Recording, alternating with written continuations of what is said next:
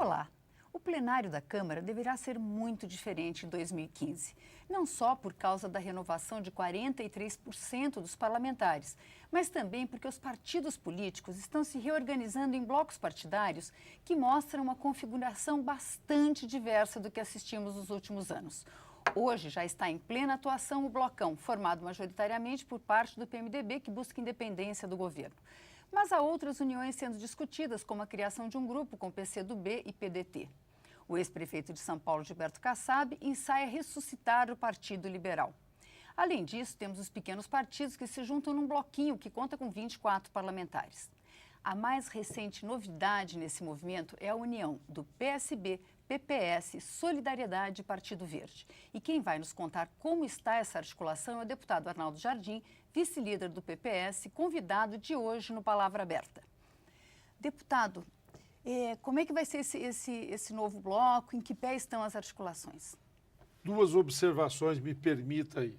Primeiro, há um novo quadro que emerge das eleições. E se esse quadro é fragmentado, nós vamos ter 28 agremiações partidárias que terão expressividade aqui na Câmara dos Deputados, ou seja, tem parlamentares eleitos. Nós temos um outro recado que veio no debate pós-eleição, de que a sociedade vê isso com preocupação e teme que aqui no parlamento nós possamos aprofundar algo que tem sido da nossa dinâmica, infelizmente, que é a negociação muitas vezes individual. E aí eu digo do parlamentar com o executivo particularmente. Um executivo que constitui maiorias parlamentares que são de conveniências e não de convicções. Um executivo que acaba não tendo iniciativa em reformas fundamentais, porque aqueles que o apoiam não têm identidade com o programa apresentado pelo executivo. Eu quero citar algo que a mim, e acho que a todos que nos assistem e que acompanham os debates da Câmara, e vale para o Senado também, que é ver como se alternam governos. Por exemplo, foi o do Fernando Henrique, que tinha um determinado líder, e depois esse mesmo parlamentar ser líder do governo do Lula. E muitas vezes sem ter a mesma coerência do ponto de vista de pensamento. O que eu estou querendo dizer, então? Que tudo aquilo que a gente fizer no parlamento, que aglutine grupos, que possa fortalecer um debate que se faça de uma forma mais coletiva, acho positivo, acho que ajuda o parlamento a cumprir melhor a sua atribuição. Quer dizer, o tem uma base ideológica de programa, a formação desse bloco. De pensamentos. De pensamentos. Ah, você diria, puxa vida, Arnaldo, mas você está falando do PV, que tem um pensamento, e o PPS, que é o seu partido, é diferente. E o PSB, o que tem a ver com solidariedade. E eu fico feliz de ver que isso que está caminhando bem, esse bloco que possa ter esses partidos integrando, eles têm uma coerência do ponto de vista da intervenção recente que tiveram na realidade. Do que eu estou me referindo? Primeiro, terem candidatos que foram candidatos de oposição nessas eleições.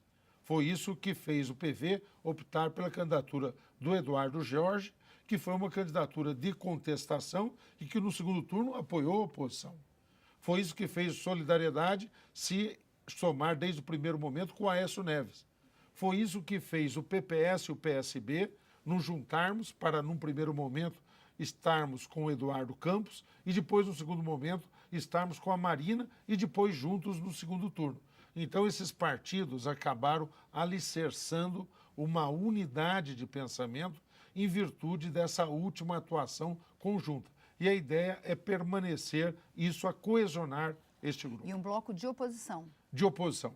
Esse bloco será um bloco que não comporá a base de apoio do governo, será de oposição, uma oposição que apresenta alternativas, mas uma oposição também que é muito firme no combate a algumas coisas que nos preocupam. Primeiro, uma situação econômica que nós vimos fazer o país, durante 4 anos, crescer muito pouco.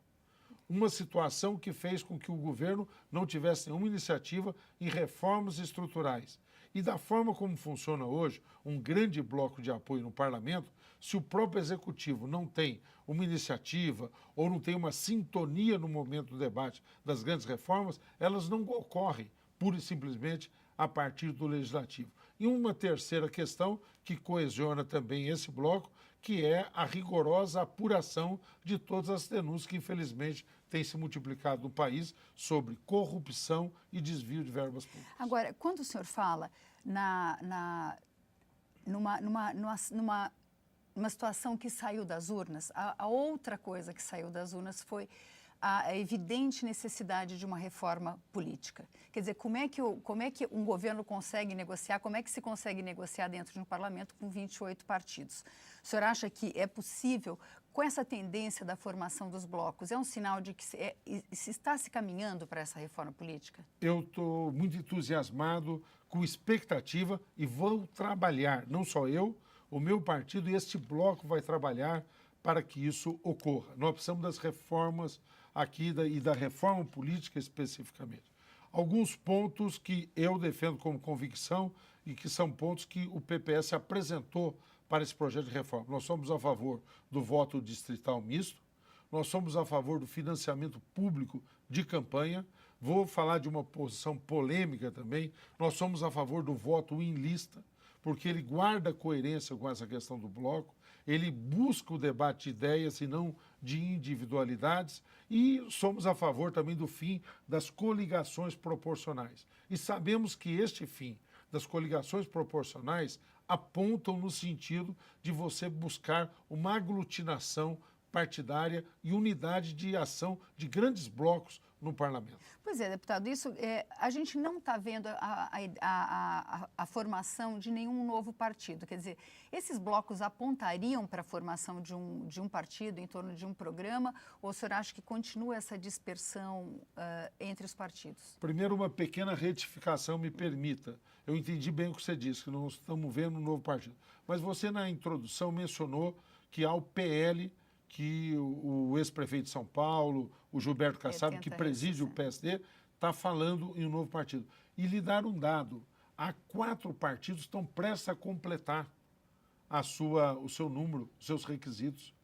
São outros partidos que você não ouviu falar, que a sociedade não sabe. Eu não estou me referindo à Rede Sustentabilidade, que esse também pode ser um novo partido, mas esse tem uma história, tem um processo de construção. Mas essa fragmentação só aumenta. Pois é. Então, existe uma tendência de formar partidos mais fortes? Tem. Juntar partidos para formar? Estou muito convencido disso. Os blocos são um caminho nesse sentido, por isso que nós não queremos que esse bloco seja simplesmente um bloco para atuar no parlamento. O bloco vai ter uma unidade de ação sobre questões outras que afetam a sociedade e o bloco vai buscar, inclusive, uma ação integrada nas próximas eleições municipais. Por que não se juntam, então, você me pergunta, e constituem um novo partido? Porque houve, e aí é um problema de legislação, mas é muito fácil de entender. Muitas vezes essa legislação fica confusa, a pessoa que está em casa se perde um pouco nisso. Nós sempre consideramos que juntar 2 partidos e constituir, como você disse, um novo partido, é um novo partido. Há uma, hoje, leitura feita pelo TSE, diferente do voto do ministro Dias Toffoli, que ele diz, 2 partidos se juntam, fazem um novo estatuto, afirmam um novo programa, é um novo partido. Então as pessoas podem a ele se filiar. Prevaleceu um entendimento do TSE, numa resolução recente, dizendo, não, 2 partidos se juntam, são 2 partidos que estão juntos. Não é um novo partido. Com isso, você cria uma possibilidade de saírem parlamentares, detentores de mandato, e não cria a oportunidade que pessoas que têm um mandato possam vir. Só de novas filiações de pessoas que não têm um mandato legislativo. Então, enquanto isso, que nós achamos uma incoerência e estamos discutindo esse entendimento, e devemos entrar com representações para reabrir esse debate do ponto de vista do Tribunal Superior Eleitoral, nós, enquanto isso, vamos ter uma unidade de ação, uma experiência nova, que é o bloco no parlamento e uma unidade de ação na sociedade enquanto se discute. Mas considero, sim, a sua pergunta. Você diz o seguinte, há uma tendência, Arnaldo, a você ter uma aglutinação partidária no Brasil? Sim, acho que a sociedade espera isso. Porque esse é o outro ponto da reforma política que é É sempre um problema porque nós temos pequenos partidos ideológicos que têm tradição e têm história que podem ser excluídos pela cláusula de barreira. Como é que o senhor vê essa questão? Primeiro que nós somos a favor de que os partidos se mantenham. O próprio PPS pode ser considerado um exemplo disso, um partido que veio na tradição do PCB, continuou há muito tempo, foi fazendo as suas revisões, mas dentro de um eixo de valores éticos, morais, que o partido foi preservado, né?